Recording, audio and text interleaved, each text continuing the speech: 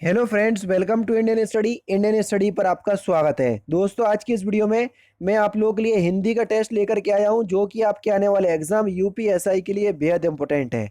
Video को and तक जरूर देखिएगा, क्योंकि लास्ट में मैं आपसे क्वेश्चन भी पूछूंगा और उसका आंसर आपको कमेंट बॉक्स में बताना होगा। साथ ही साथ इस वीडियो की पीडीएफ डिस्क्रिप्शन में टेलीग्राम चैनल का लिंक दिया हुआ है, वहां से आप प्राप्त कर सकते हैं। पहला क्वेश्चन, इतिहास के आंसू के लेखक कौन है? इंपॉर्टेंट क्वेश्चन, जल्दी बताइए। इतिहास के आंसू के जो लेखक हैं वह कौन है? तो आपका जो सही आंसर हो जाएगा वह हो जाएगा रामधारी सिंह दिनकर। चौथा ही ऑप्शन यहाँ पर आपका बिल्कुल क्या हो जाएगा सर? करेक्ट हो जाएगा। नेक्स्ट क्वेश्चन, पुस्तक मेरे दादा या पुस्तक मेरे द्वारा पढ़ी गई वाक्य में कौन सा वाच्य है? जल्दी बताइए। पुस्तक मेरे द्वारा पढ़ी गई, इस वाक्य में कौन सा वाच्य है? तो यहाँ पर जो आपका वाच हो जाएगा वह हो जाएगा सर कर्मवाच। वाच टॉपिक भी मैं आपको पढ़ा चुका हूँ अनअकैडमी पर। जो लोग मेरे से अनअकैडमी पर पढ़ रहे हैं वो अच्छे से समझ रहे होंगे। अष्टाध्यायी में कौन सा समास है? सिंपल और इंपॉर्टेंट क्वेश्चन, जल्दी बताइए। अष्टाध्यायी में कौन सा समास है? अष्टाध्यायी यानी कि 8 अध्यायों का समूह, उसको बोलेंगे हम अष्टाध्यायी। और जब पहला पद संख्यावाचक होता है तो वहां द्विगु समास होता है। दूसरा ऑप्शन करेक्ट। पट पीत मानहु तड़ित रुचि सुचि नौमी जनक सुतांबर में कौन सा अलंकार है? मैं तो समझ गया इसमें कौन सा अलंकार है, बाकी आप समझ लो। तो यहां पर जो आपका सही आंसर हो जाएगा वह क्या हो जाएगा सर? पट पीत मानहु तड़ित रुचि सुचि जौमी जनक में जो आपका अलंकार है वो है आपका उपमा अलंकार। ठीक है। चौथा ऑप्शन से यहाँ पर आपका बिल्कुल करेक्ट हो जाएगा। कई लोगों ने उत्प्रेक्षा लगाया होगा, जो कि गलत है। चंद्रोदय में कौन सी संधि है? चंद्रोदय, जल्दी बताइए, चंद्रोदय में कौन सी संधि है?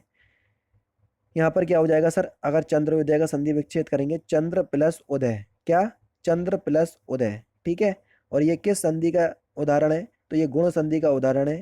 पहला ही ऑप्शन से यहाँ पर आपका बिल्कुल करेक्ट हो जाएगा। आंखों के अंधे नाम के नयन सुख, इस का सही अर्थ क्या है? आंखों के अंधे नाम के नयन सुख, इसका सही अर्थ क्या हो जाएगा सर? गुणों के विरुद्ध काम होना। तीसरा ऑप्शन करेक्ट। नेक्स्ट क्वेश्चन से स्टार्ट करने से पहले मैं आपको बता दूं, दोस्तों, आप सभी लोग जानते हैं एसएससी जीडी में बम्पर वैकेंसी वैकेंसी आई हुई है ना। ऐसे में आपको जरूरत होती है एक ऐसी बुक की जिसमें आपको लास्ट ईयर के क्वेश्चंस पेपर भी मिल जाएं, और उसी लास्ट ईयर के क्वेश्चंस पेपर को ध्यान में रखते हुए जो प्रैक्टिस सेट बनाए हुए हैं वो प्रैक्टिस करने को मिल जाए, तो आप अपनी तैयारी जो है वो बेहतर से बेहतर कर सकते हैं।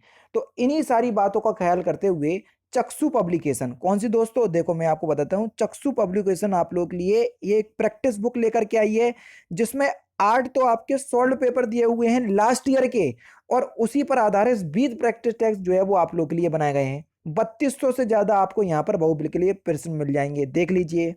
ये पूरा इंडेक्स दिया हुआ है कब कब के एग्जाम, 2019 के एग्जाम, 2015 के एग्जाम, 13 के एग्जाम, 12 के एग्जाम, 2011 के एग्जाम, जो भी आपके एसएससी ऑर्गेनाइज करवा चुकी है जीडी के एग्जाम, वो सारे इसमें समाहित हैं। और उसी पर आधारित 1 से लेके 20 तक के पूरे प्रैक्टिस सेट जो हैं वो आप लोग के लिए दिए गए हैं। अब ये बुक मैं आपको रिकमेंड क्यों कर रहा, उसकी वजह मैं आपको बता देता हूँ। कोई भी आपने सेट पेपर लगाया है, ये वाला है ना, ये पहले ही सेट पेपर लगा लिया, पूरा क्वेश्चंस लगा लिए 1 से लेके 100 तक के, और 100 के पहले देखो यहाँ पर आपको ऑप्शन में हिंदी भाषा दी हुई है, इंग्लिश भाषा भी दी। इंग्लिश भाषा जो भी आपने सेलेक्ट किया हुआ होगा फॉर्म में, उसी के अकॉर्डिंग आपको एग्जाम जो है वो करना है। ये आपके आंसर की दी हुई है, यहाँ पर देख लीजिए। फिर आपको जो उत्तर दिया हुआ है ना, ये व्याख्या सहित दी हुई है। यही चीज इस बुक को खास बनाती है।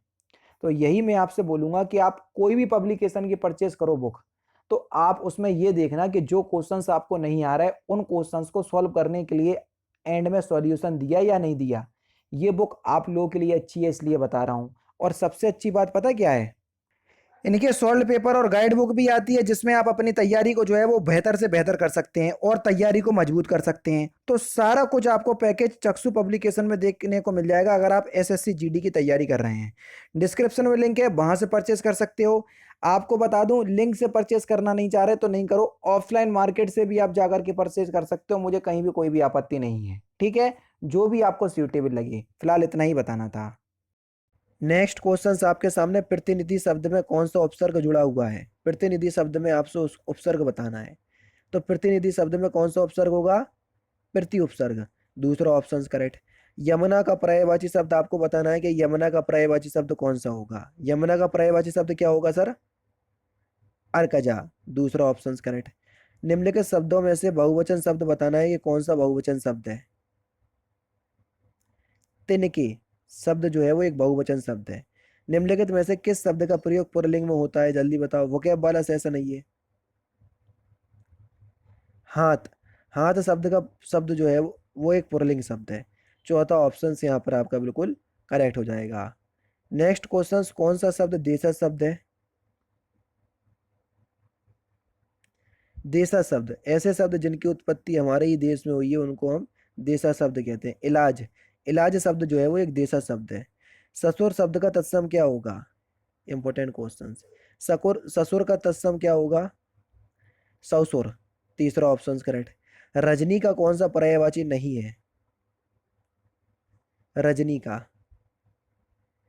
भेक। भेक जो है ये रजनी का पर्यायवाची नहीं है। भेक जो है वो मेढक का पर्यायवाची शब्द है। किसका। मेढक का। आश्चर्य, हर्ष, भय और तीव्र मनोभाव प्रदर्शित करने के लिए किस विराम चिन्ह का प्रयोग करते हैं। तो हम विस्मयादि बोधक चिन्ह का प्रयोग करते हैं, और विस्मयादि बोधक चिन्ह पहले ही ऑप्शंस में है। निम्नलिखित में से कौन सा वर्ण उच्चारण की दृष्टि से दंत नहीं है। जो ता वर्ग है पूरा दंत से बोला जाता है। ता था दा धा ना, ये भी है, ये भी है, ये भी है। टा वर्ग। टा वर्ग जो है वो दंत नहीं है, इसको मूर्धया से बोला जाता है। ठीक है, मूर्धया से बोला जाता है टा वर्ग को। अनुनासिक व्यंजन कौन से होते हैं। अनुनासिक व्यंजन पढ़ाया हुआ है, अगर मेरे से वर्णमाला पढ़ी है।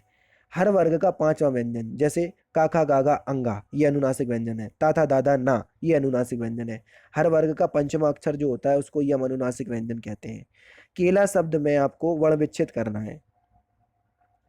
केला शब्द का बहु वर्ण विच्छेद इंपॉर्टेंट क्वेश्चन है। तो सही आंसर आपका क्या हो जाएगा सर। ऑप्शन नंबर बी, दूसरा ऑप्शन करेक्ट। निम्नलिखित में से कौन सा वाक्य असत्य यानी कि गलत है। जो असत्य यानी कि गलत है वही आपको बताना है।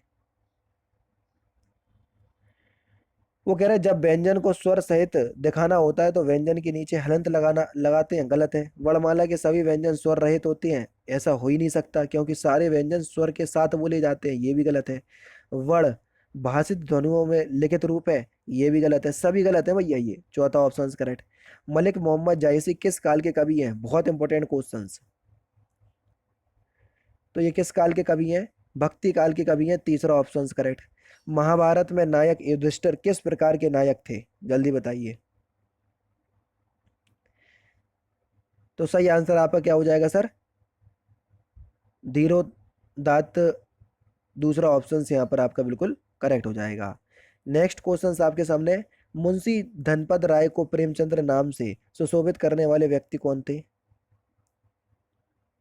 तो उनका नाम था मुंशी दया नारायण, चौथा ऑप्शन बिल्कुल करेक्ट। आवर्तक का विलोम शब्द क्या होगा।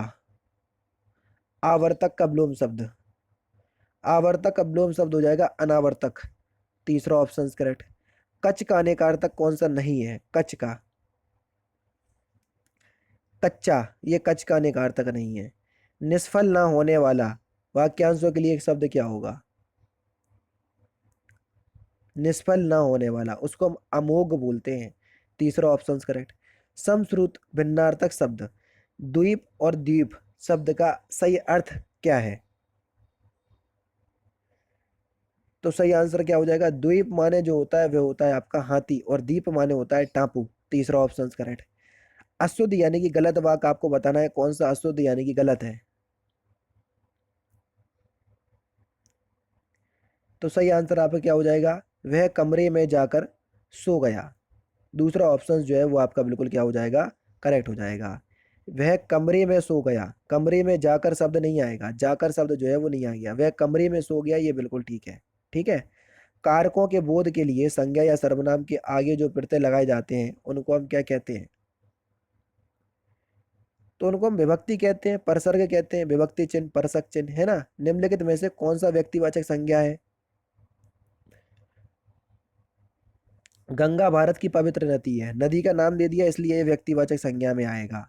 निम्नलिखित में से कौन सा शब्द सर्वनाम नहीं है। श्याम एक संज्ञा शब्द है, ना कि सर्वनाम, तीसरा ऑप्शन करेक्ट। संरचना की दृष्टि से क्रिया का कौन सा प्रकार नहीं है। संरचना की दृष्टि से वर्तमान कालिक क्रिया, ये कोई क्रिया नहीं है, तीसरा ऑप्शन करेक्ट। मोहन ने पढ़ा, यह वाक्य संदिग्ध भूतकाल में होता है। संदिग्ध भूतकाल में आप करोगे तो कैसे करोगे। मोहन ने पढ़ा होगा। तीसरा ऑप्शन बिल्कुल करेक्ट हो जाएगा। जागा जागा संसार, जागा जागा संस्कार प्रबल, दे गया काम तक्षण वह जल, देखा वामा वह न थी, अनल प्रतिमा वह।